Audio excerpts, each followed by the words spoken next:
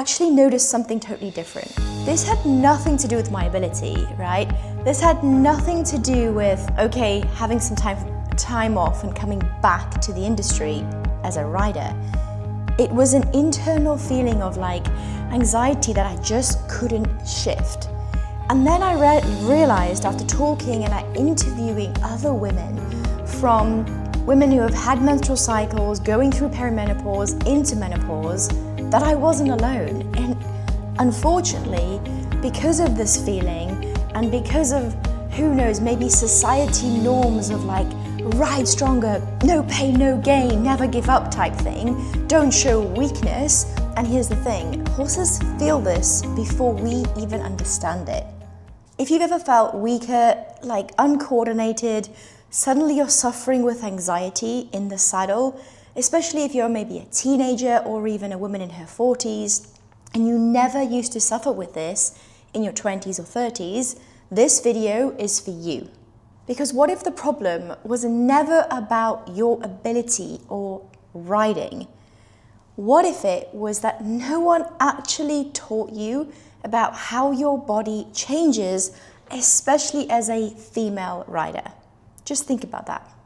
I spent most of my 20s representing GB in the MCI. I was an ex-flat jockey, traveling Europe. Honestly, it feels like a different lifetime ago, but I remember the feeling of getting back on a horse in my 30s after taking a break from the competition and focusing more on treating horses as a chiropractor. When I got back in the saddle, okay, yes, you might feel a little bit more unstable, unbalanced, but I've been looking after myself from a fitness perspective. So besides those muscles that you normally use for riding, as women, we've kept this quiet. And when I started speaking up about how I was feeling, and I could actually articulate it, not just feel it, because sometimes you feel it, right? We feel it inside and we know, how can this not be affecting our horses? For some of us, it shows up like guilt, just guilty about everything, guilty about, are we doing enough? Are we fit enough? Are we the ones causing issues for our horses? Are they happy? Do they even like us? I mean, if any of this is resonating with you, don't forget to give me a subscribe and follow, but comment below. I'd love to know how you feel about this. Constant guilt, constant am I good enough feeling, which I never had in my 20s. It was just all guns blazing, taking action, go, go, go, and then who's this person in the saddle? Doing research, obviously, those of you know now that follow me on this channel. If you're not and you're new, welcome to my channel. I've written a book called The Female Rider Code, which is currently in its editorial phase. I thought writing the book would be a challenge. I've really enjoyed it, but it was actually coming to the editing part that I've hit a bit of a stumbling block. Like reviewing and going over your own work, I find quite tedious, but we're doing it. So as soon as it's released, I will let you know. If you do want to be put down for the wait list of it though, just drop a comment below, book, and I'll add you to the waitlist. Doing the research around periods, perimenopause, menopause, postmenopause, suddenly big realization, none of this research has been done on equestrian riders. Very small amount. So I found a couple of studies in Australia on young girls, so young female riders in the 13 to 18 age bracket, but little to none on the perimenopausal woman, okay? I've written this down here. So research does support that these changes that young girls feel in coordination, ligament, laxicity, so how controlled and stable they feel in the saddle, their neuromuscular control during hormonal shifts. Yet no one is explaining this to young girls, okay? They just think they're feeling weak, and then they maybe, depending on how they understand or their upbringing, might feel like a failure. I certainly felt like a failure getting back in the saddle in my 30s after the career I had in my 20s, going, okay, not gonna lie, don't have the same inner confidence, I get the riding ability needs to be there, but there's something of this anxiety feeling. Then talking to women in plus 40 years, so those that are either going through perimenopause or come out the other end, everyone has different stories, okay? Everyone has different personal experiences, and it's probably why there's no, as there is never in life, that one thing that suits all. But maybe that's why women are struggling to vocalize it, because your friend might say to you, well, I had this experience and it was actually okay. And then you might be sat there going, well, it was horrendous for me. Like, I felt like I was losing my mind. The most amazing thing is now is that we do have more research coming through, especially showing how female brains change. Now, I'm not the scientist here, but if you want more information on it, there is confirmed CT scans done on women as they are changing through the years of hormonal age that are showing that when women are saying, like, I feel like my brain is different, I'm thinking different, but nothing has really happened that's changed, that's life altering. We have evidence for it now. When I talk to riders in the saddle, they say things to me like, my horse has just suddenly struggled to canter. I can't get this collection. It's feeling stuck. It's just feeling so blocked. See, focus is on the horse, and I don't blame you. We want to know all the time if we're doing the best for our horses. Remember the constant guilt feeling, like, are we doing enough? Are we this? However, I'll give you a really good example. I was asked to assess a big, beautiful 17-2 Andalusian gelding the other day. And yes, I could definitely see I call it movement maps in horses. I could see the movement map issue that the horse was presenting and the rider was feeling. It was clear. However, I couldn't ignore the elephant in the room, which was, I noticed the rider was tipping her left shoulder quite a lot. Now, this was heightened during lateral movement, during circle exercises. And I said to the rider, do you mind me asking how old you are? She said, I'm 48. I said, are you going through perimenopause? She said, I am. And I said, what's going on with the left shoulder? And she said, I've got frozen shoulder and I've been struggling with it for 6 months. I've been to the physio, I've had an MRI, inconclusive, and I don't know what to do. And I took a deep breath, waited, and said, it's okay. Again, not an expert when it comes to frozen shoulder. Looking into the research, frozen shoulder has this kind of unexplained 9 to 18 month shelf life. No matter kind of what you do to it, there isn't a fix, but you can do things of therapy, alternative therapy, to kind of shorten its lifespan, to make that kind of progress quicken, okay? She said, I've never thought about it like this. We have research to show that if you just Googled frozen shoulder in women going through perimenopause, it will suggest through studies showing that it could be due to the changes in estrogen, testosterone, progesterone. It's there. Why is no one talking about it? Why do more women not know about this? Where they can feel relief of being understood and heard, and take a step back from that feeling of guilt. Take a step back from that feeling of what's wrong with me.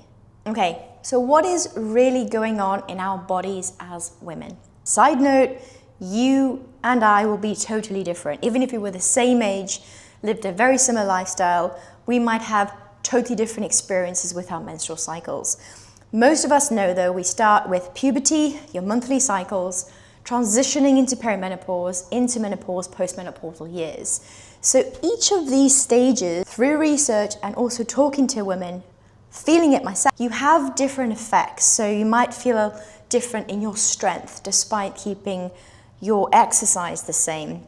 Your coordination might be different, joint stability, energy is a massive one, more fluctuations in mood, more fluctuations in your ability to just want to go and do things that you might have found really easy to get up and do in your 20s, and this inner confidence, which is what I'm really interested in myself, because if all of the above that I've just mentioned has impacted your life in some way, for me, it definitely affected my inner confidence. So I feel like this female rider code is almost like the inner confidence code for women, for female riders.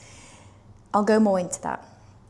So when we then also understand what effect this is having on our horses, For many of us, especially many women I talk with, we are so compassionate, empathetic, caring people. Like, we wouldn't be any different because we have horses, right? That's what I'm trying to say. When we feel asymmetric, they respond.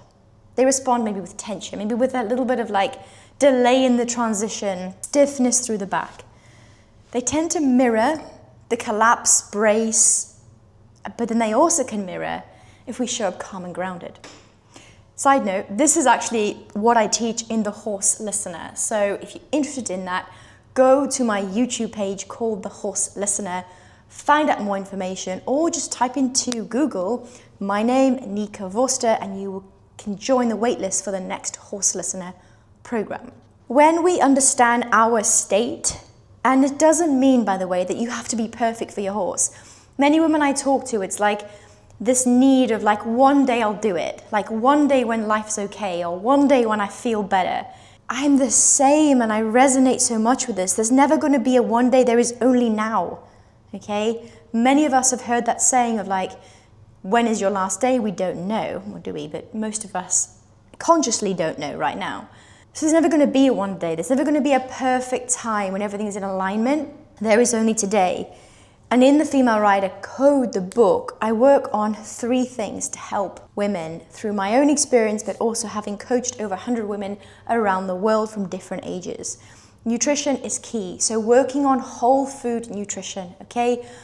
Food that is whole, not processed, come out of a plastic bag, container. No, whole food is always the foundation. This doesn't mean you have to be perfect, okay? Last night, I'm going to give you an example. I've been on this journey of improving my menstrual cycle now with someone who suffered with PCOS for over 15 years, was told just to take steroids. I've managed to completely change my period around in 3 years, to pain-free periods, to light periods, to having to not wear any tampons, and the difference in my mood, my ability in the saddle, the way I show up with horses, my friends, my family, my loved ones, my partner, is dramatically improved because of this. I still have days where I go and pig out and I have some Nutella biscuits and some wine, and I'm not saying everything's perfect. What I am saying is 90% of consistency beats you constantly changing strategy, okay? It comes down to keeping it simple. Whole food is number 1. Number 2 is movement, so training with your cycle. If you still have a cycle, it is an absolute, everything falls into place when you do this. You don't have those days where you're like second guessing yourself, questioning, why am I like this? Because you understand, and it's not to blame your cycle. This is the other thing, right? From the psychological part, maybe, and I'm speaking from experience, but I was never taught about my menstrual cycle from my mother. She had a hysterectomy very young age. It's not her fault. I wasn't taught. It's not spoken about as openly as it is today, right? Which is incredible. But when we don't know, we don't have the answers. And when we then don't know, sometimes we don't seek. And that's when we go into a spiral of why, blaming ourselves, guilt, all that. When I started tracking my cycle and found the pattern, I then started to train differently. This week is the week before I bleed. Usually I would be pushing myself, wondering what's wrong with me, why am I so weak, why am I not hitting PBs, why do I feel uncoordinated in the saddle, I feel weaker, my anxiety's higher, I'm more temperamental with people, like my fuse box is higher. I'm totally different because I've realized this week is a week of more taking things slow. It's a week where instead of going to the gym, I'd go for a walk, I'd do some yoga, I'd do some Pilates. This is totally different in mid-cycle, okay? So the second thing is training with your cycle. And by the way, this includes how you ride your horses. So if you're having a day where you're feeling off, pushing your horse through it is gonna be probably feel like less progress, no progress, failure, whatever word you wanna use. So when you apply this to your training of your horses, you find that on those days when you're feeling good, you make better progress quicker because you're better in your state. You're showing up better for your horse. The third thing is managing, regulating stress. So this can be anything from how you deal with stress, okay? Your sleep is huge. If we're not getting enough sleep as women, and again, For many women I've worked with that are going through the transition of losing their cycle, their sleep is usually the first thing affected because of the hormone levels. They wake up in the night sweats. Again, if we go back to the foundations I've just told you, I've seen this. I've taken women that are getting 2 hours sleep, up to 8 hours sleep, just through keeping things simple, consistent with accountability. And this is the difference between trying to guess and figure out where the light switch is in the dark, where if you have a coach, you have that light, that path that just guides you back to where you need to be for this phase of your life. It saves you so much time, so much wasted energy. Applying those 3 things, I go more in detail in my book. However, if there's one thing you take from here today, is that you're going to be okay. If you're struggling, listen to your body. If you've seen an expert and you're not quite agreeing with what they say, that's okay. Okay? You might not agree with what I say. That is also okay. That's the beauty about being a human. We have this ability to say no based on our perspective. Doesn't mean it's right or wrong. It just makes conversation. Listen to your symptoms. Start tracking your symptoms. If you're interested in working with myself one-to-one, visit my website, apply that way, and if so, I look forward to meeting you on one of my calls. This has been really enjoyable, and thank you for listening. I have a free school group called the Female Rider Code. If you want to go and join that, click on the link in the description.